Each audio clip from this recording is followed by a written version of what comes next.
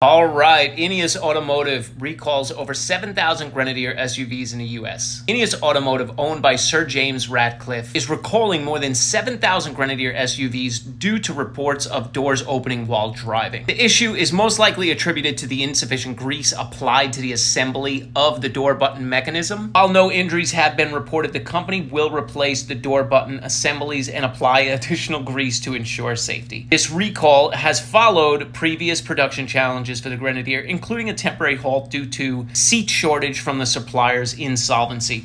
So keep in mind, when it comes down to these new car companies that are coming out, people don't really realize, unless they're hiring people from other successful automotive companies that have been in business for decades, if not a century or beyond, it's a lot of work when it comes down to creating the product and then actually having it assembled correctly and proven through the processes of drive times, drive cycles, customers, customer complaints. All of that stuff gets taken into consideration, and the best companies take those insights and add them to their next generation. Now, about a decade ago, I've been following this now. I've been into cars my entire life. I was a mechanic for 21 or so years, and then I did some auto sales and a bunch of other shit. On the whole, I still love cars. I love the industry. Not really a fan of what's been going on in the industry as far as how expensive vehicles have gotten for what you're getting. Not much huge of a difference compared to what it was about a decade ago. To get back to the cars that are popping up, right? Especially in the EV world. Somebody will come out with an amazing rendering. They'll build a bunch of hype on it. They'll get a bunch of investors. That investor seed money put into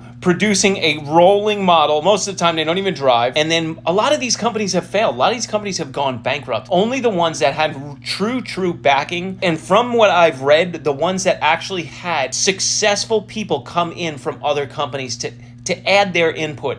Now, there's been a lot of people who've come into these companies who had a successful background that fucked the company up as well. Really trying to push this content out and especially help people when it comes down to buying cars. I'm 45 years old. I did the number. I purchased over 21 cars in my life. Maybe not all that much compared to other people's purchases, but through the years, I've seen and done some really cool stuff when it comes to car purchases. I've made a ton of mistakes as well on 2 or 3 of them, but when it comes down to it, it's an investment of cash that you are spending.